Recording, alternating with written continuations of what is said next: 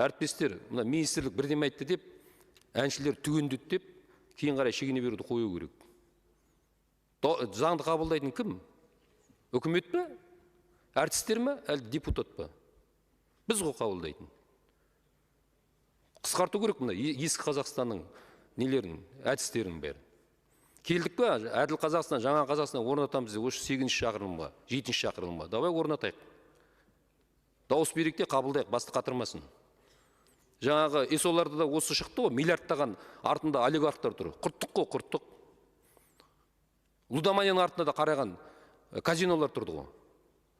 Тыйым салдық па? Тыйым салдық. Неге бұл жерде біз жаңағы шегіншектей береміз? Шегіншектейтін уақыт кетті уже. 3 жыл өтті ғой қаңтардан бері. Жасау керек, мыналардың бәрін құрту керек. Болмайды олай.